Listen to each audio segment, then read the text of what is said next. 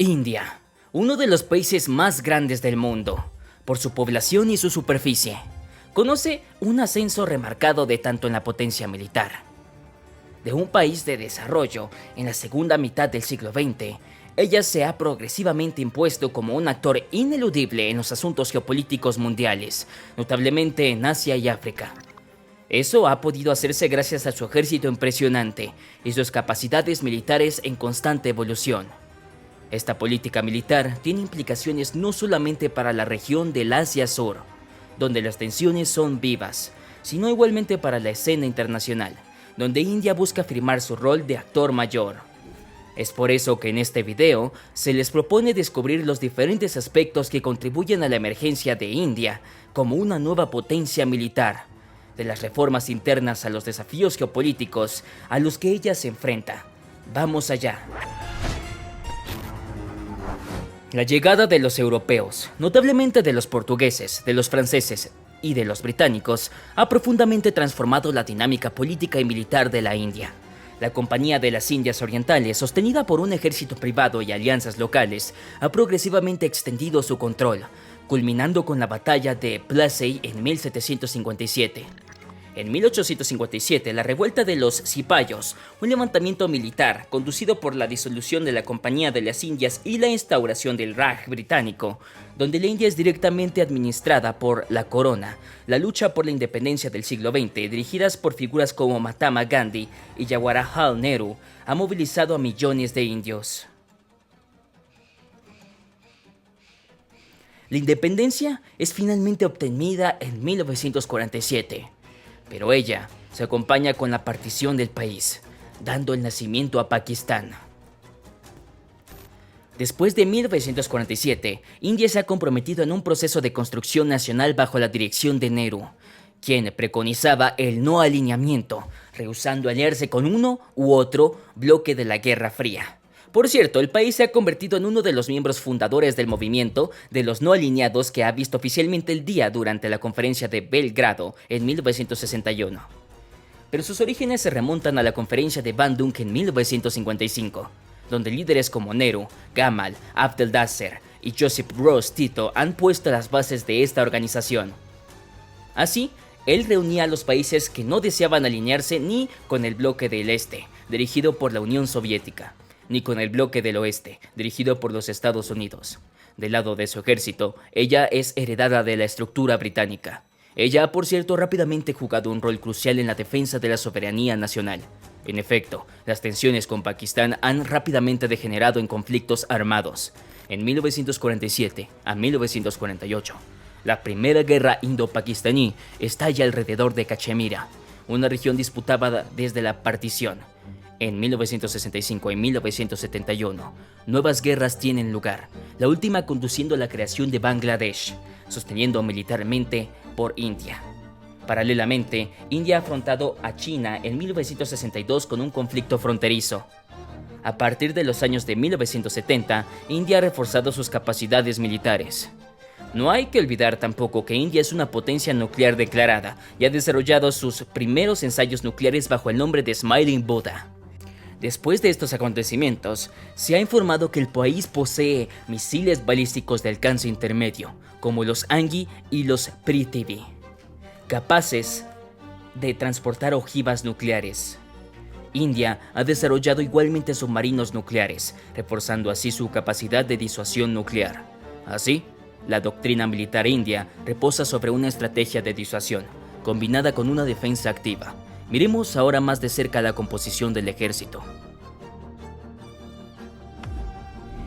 India es el país más poblado del mundo.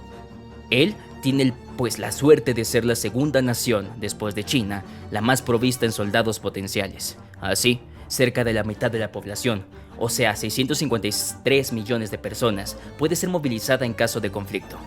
Además, estos últimos años, el país invierte de manera significativa en la modernización de sus fuerzas armadas. El ejército indio está dividido en tres ramas principales: el ejército de tierra, el ejército del aire y la marina. Cada una de estas ramas juega un rol estratégico esencial en la defensa nacional y las ambiciones regionales de India. Ante todo, está el ejército de la tierra, que es la más grande rama de las fuerzas armadas del país. Ella está compuesta de millones de soldados repartidos entre unidades de combate, de apoyo y de logística. Su rol principal es defender las fronteras terrestres del país y llevar a cabo operaciones en caso de guerra o crisis interna. Ella está organizada en varios cuerpos, divisiones y brigadas, con especializaciones tales como la infantería, la artillería, los blindados y los ingenieros militares. Ella está equipada con tanques de combate. Entre los más notables figuran los T-90, los T-72, así como el tanque Arjun, concebido y fabricado en India. Vehículos blindados, como el BMP-2, el Samyukta, y vehículos de transporte blindados tales como el FB-430. Sistemas de artillería incluyendo cañones de 105 mm, 155 mm y obuses como el Bofors AFH-77B. Ella utiliza igualmente sistemas de cohetes múltiples. Y por fin, helicópteros de combate como los HAL DHRV y Mi-17. Viene luego el ejército del aire indio, que juega un papel crucial en la defensa aérea y las operaciones de ataques estratégicos. La Fuerza Aérea está constituida de diversas unidades especializadas en el combate aéreo, el transporte estratégico y las misiones de reconocimiento. Ella posee una amplia gama de aviones de caza, de transporte y de vigilancia. Entre los equipos principales figuran cazas, en particular los Sukhoi Su-30 MKI, Dassault Rafale, MiG-29 y los Mirage 2000. Estos aviones están equipados con tecnologías avanzadas para misiones de combate, de ataque y de superioridad aérea. Hay también aviones de transporte que incluyen los C-130 Hércules, los C-17 Globemaster y los Antonov An-32, utilizados para los desplazamientos estratégicos y las misiones humanitarias. La India ha invertido igualmente en drones de vigilancia y de ataque como el Heron y el Searcher, así como drones de combate como el Rumstam. Se puede también hablar de los helicópteros de transporte como el Mi-17 y de los helicópteros de ataque como el Apache AH-64E. Viene luego la Marina India, que es responsable de la seguridad marítima del país y juega un papel clave en la defensa de las vastas costas y de la ruta marítima estratégica del Océano Índico. Ella está igualmente implicada en las misiones de proyección de poder y las operaciones de mantenimiento de la paz internacionales.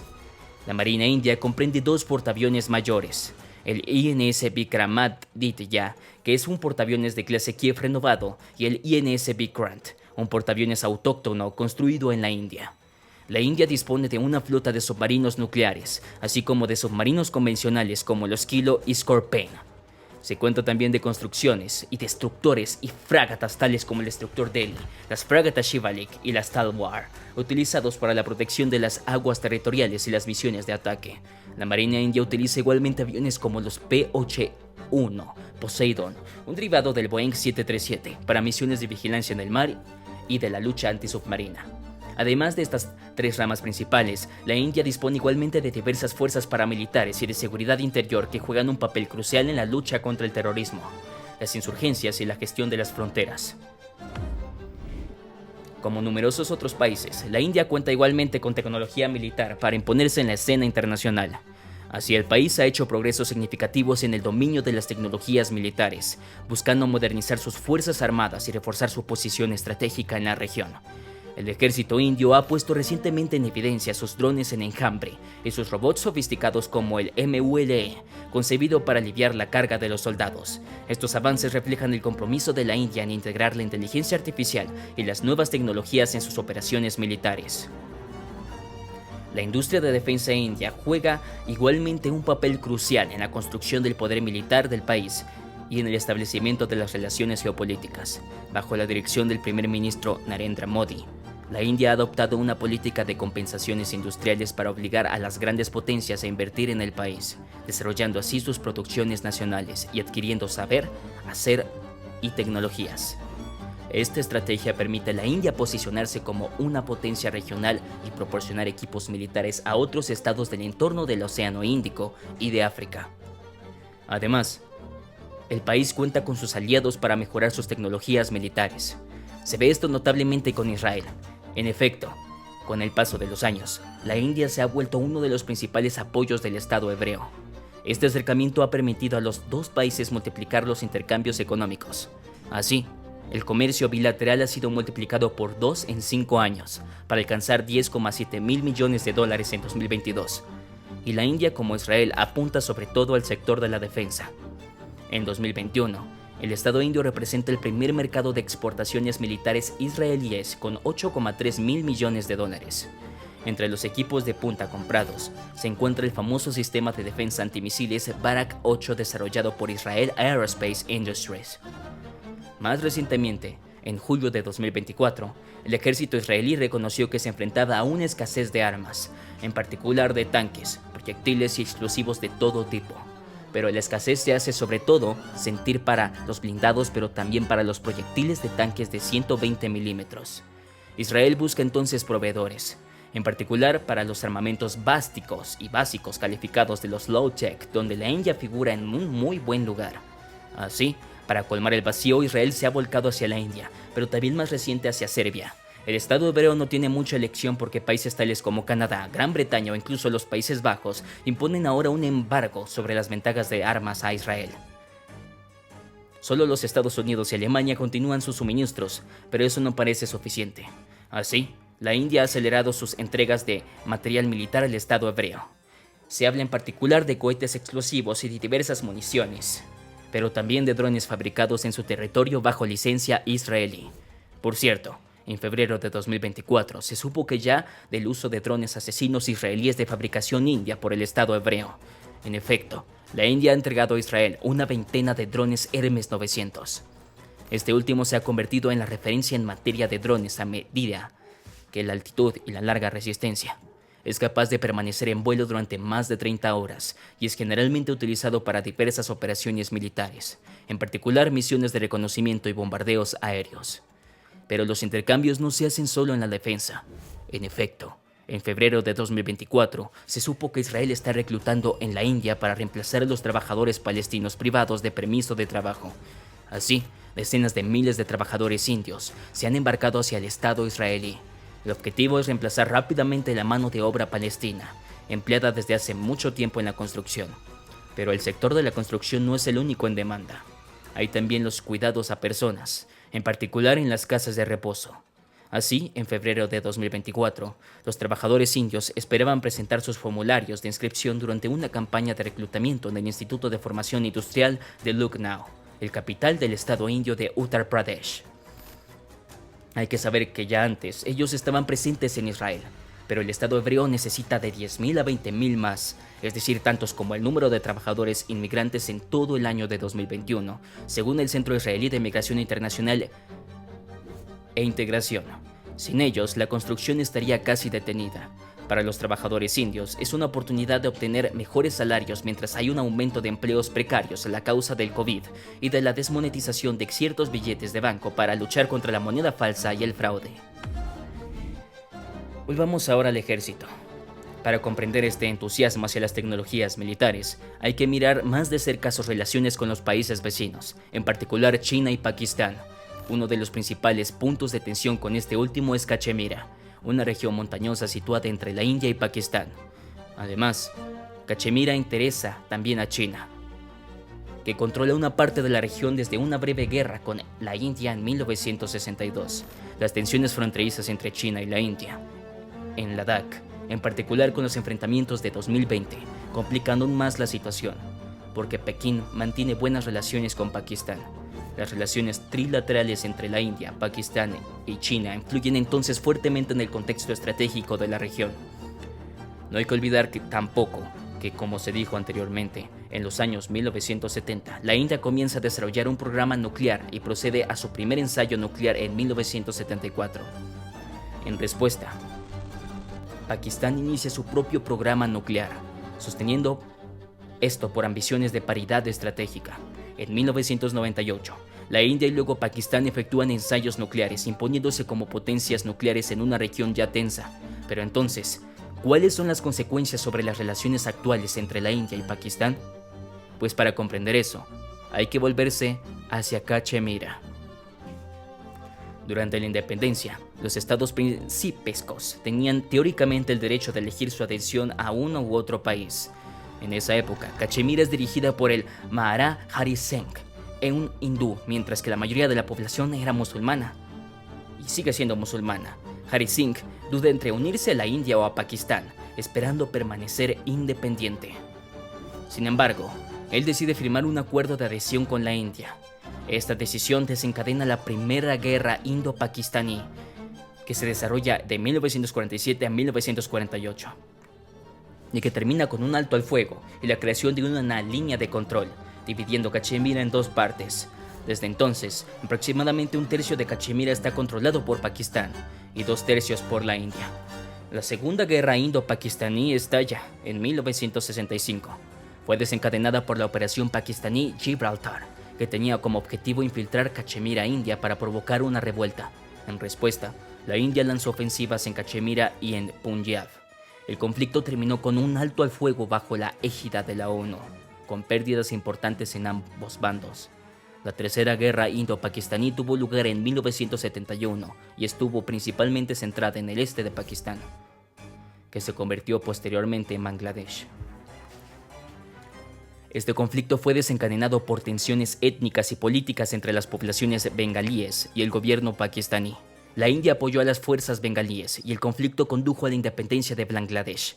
Finalmente, el conflicto de Kargil tuvo lugar en mayo y junio de 1999. Fue desencadenado por la infiltración de combatientes pakistaníes en la región de Kargil, en Cachemira, India.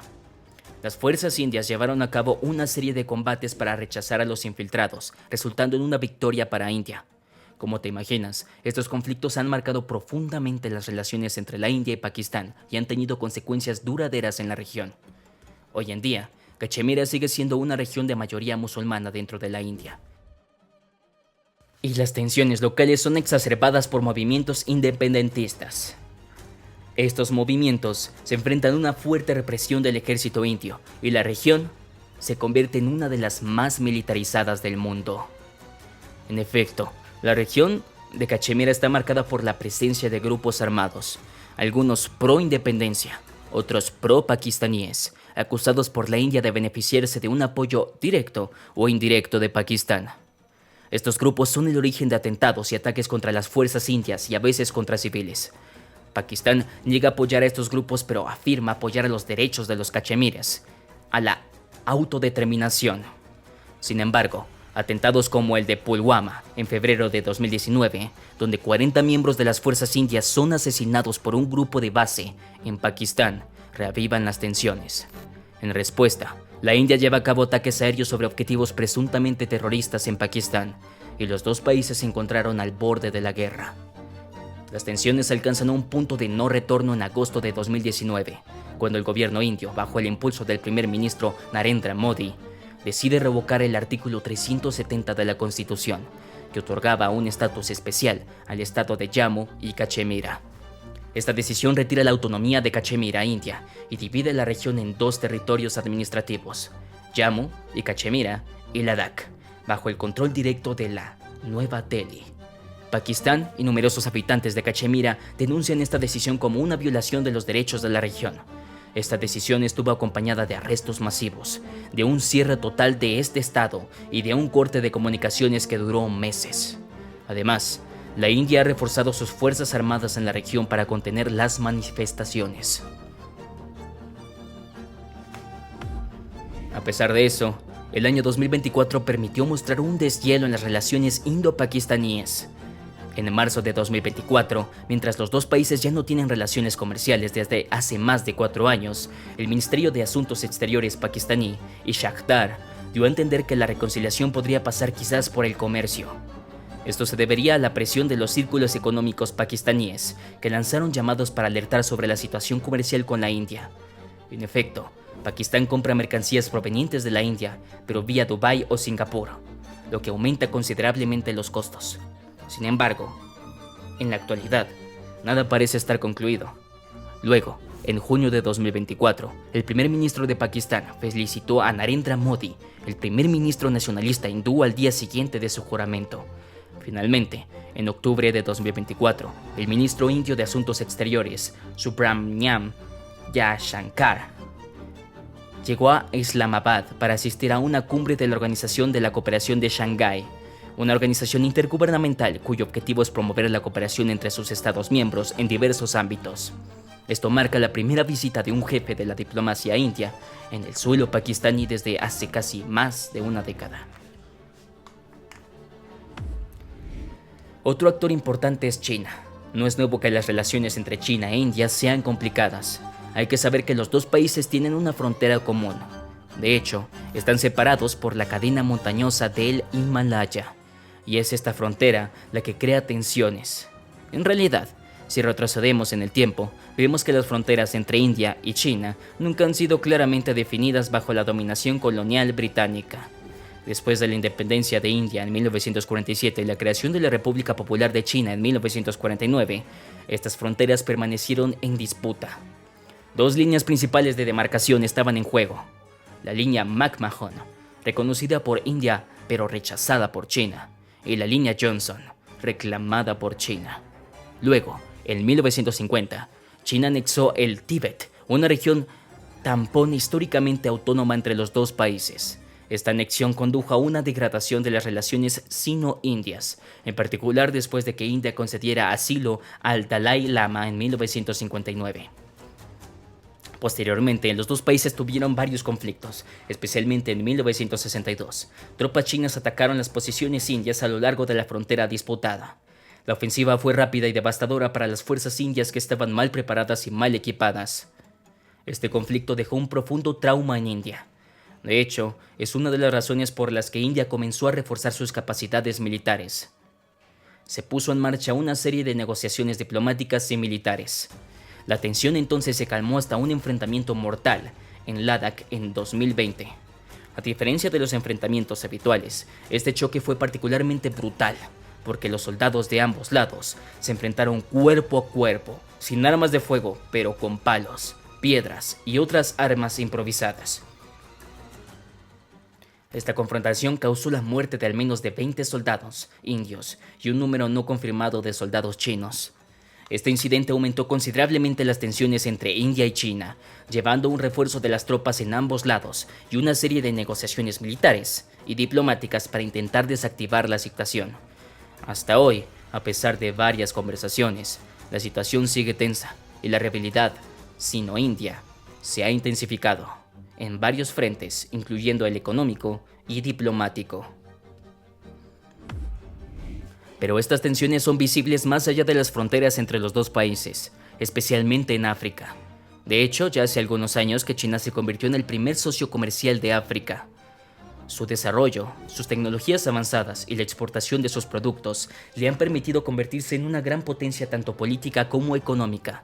Por su parte, India está entre los 5 principales inversores en África con una presencia masiva en el mercado farmacéutico y químico, así como en las telecomunicaciones. Por ejemplo, el operador telefónico Airtel está presente en 15 países africanos, con cerca de 80 millones de suscriptores. India también ha invertido en el transporte. Por ejemplo, adelantó $1.000 millones para lanzar el Metro Expreso de Mauricio. India también intenta invertir en áreas menos capitalísticas, como la agricultura, la educación o el mantenimiento de la paz y la seguridad.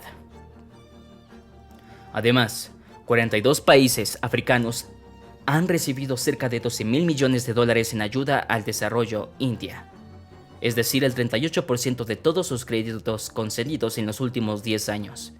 En este contexto, la presidencia india y la presidenta comenzó en octubre de 2024 una amplia gira africana que pasará de Argelia a Malawi, pasando por Mauritania. Hay que saber que la elección de estos 3 países no es casualidad. Por ejemplo, Mauritania hubo discusiones sobre los recursos naturales indispensables para el funcionamiento de la economía india, como el cobre, el oro, el litio, el fosfato y los diamantes. En Argelia ocurrió lo mismo, con discusiones sobre la cooperación en los campos de fertilizantes, petróleo y gas, también en ferrocarriles y defensa. Finalmente, en Malawi también se habló de los recursos naturales esenciales para la industria india. No hay que olvidar que India, con más de 1.4 mil millones de habitantes, debería superar para 2028 a Alemania en términos económicos.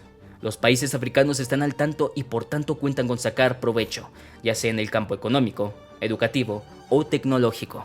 Además, India tiene la particularidad de ofrecer alternativas a las políticas llevadas a cabo por otras potencias en varios ámbitos de cooperación. Así, Hoy, las cuatro principales exportaciones africanas hacia India son el petróleo, el gas, los minerales y el oro provenientes de Nigeria, Sudáfrica, Angola, Egipto, Argelia y Marruecos, que representan el 89% del total de las exportaciones africanas hacia India. Además, su pasado de no alineado y su pertenencia a los BRICS hace de la India un aliado natural para muchos países africanos comprometidos en una dinámica de ruptura con las potencias occidentales y de cuestionamiento del orden internacional clásico. En este video ya hemos hablado del movimiento de los no alineados, pero aún no de los BRICS, que son, sin embargo, muy importantes para entender la política india. Los BRICS son un grupo de países emergentes creado por Brasil, Rusia, India, China y Sudáfrica. Este grupo fue formado para promover la cooperación económica, política y cultural entre los miembros y para ofrecer una alternativa a las instituciones dominadas por los países occidentales, como el G7 y el FMI2. India juega un papel estratégico dentro de los BRICS. Como una de las economías emergentes más grandes, el país utiliza esta plataforma para fortalecer sus relaciones con otros miembros, especialmente Rusia y China, manteniendo a la vez una autonomía estratégica. El grupo permite a India promover el multilateralismo, comprometerse con países del sur y abogar por una reforma de las instituciones internacionales como las Naciones Unidas. Así, Narendra Modi, primer ministro indio, apuesta por la historia común frente al colonialismo y al apartheid para aumentar la influencia de la India en el continente. Por ejemplo, en 2018, declara ante el gobierno ugandés lo siguiente: hemos combatido la colonización juntos y vamos a luchar por la prosperidad juntos. Tampoco hay que olvidar que más de 3 millones de indios viven en el continente africano. La mayoría desciende de trabajadores llevados a África por los británicos a principios del siglo XVIII. Muchos mantienen un vínculo estrecho con India, por lo tanto ayudan a establecer diferentes intercambios con India. Pero, ¿por qué países como India o China se vuelven hacia África? En realidad el continente está convirtiéndose en un punto estratégico, especialmente en los intercambios comerciales, pero también a nivel político. De hecho, hay que saber que en los últimos años, África subsahariana se ha convertido en la región del mundo que se urbaniza más rápido, incluso a un ritmo superior al de China y a India. Es una verdadera ventaja para países que quieren diversificar sus ingresos, hacer crecer su cartera y crecer en la escena internacional teniendo nuevos aliados políticos. Sin embargo, eso tiene consecuencias negativas para algunos países africanos que enfrentan una dependencia comercial. Por ejemplo, en Angola el 40% de los intercambios se hacen con la nación china. Esto amenaza por lo tanto la estabilidad de la economía nacional, pero también muestra que África es un continente activamente cortejado, ante el cual las grandes potencias no cesan en multiplicar actos de diplomacia. Así, mientras que China está presente desde hace más tiempo en el continente africano que India, Nueva Delhi intenta un enfoque diferente para contrarrestar la influencia china.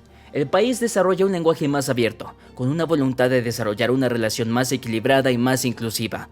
Esto le ha permitido convertirse rápidamente en el segundo socio comercial de África después de China, con intercambios comerciales que alcanzaron los $103 mil millones en 2023. Queriendo proponer un enfoque diferente, los oficiales indios repiten frecuentemente que la relación entre India y África no es una relación de donante a beneficiario. De esta forma critican al régimen chino. Es por tanto claro que India está en proceso de transformarse en una verdadera potencia militar mundial, combinando la modernización de sus fuerzas armadas, desarrollo de tecnologías de punta, e imponiéndose en la escena internacional. El país asegura un lugar destacado entre las potencias militares, aunque persisten desafíos, especialmente debido a las tensiones continuas con sus vecinos. India sigue ampliando su influencia, tanto en la región del sur de Asia como más allá, al fortalecer sus capacidades de defensa, mientras se posiciona como un actor clave en la escena diplomática. India parece lista para jugar un papel determinante en las próximas décadas. La cuestión ya no es saber si India es una potencia militar, sino cómo elegirá explotarla en un mundo cada vez más multipolar.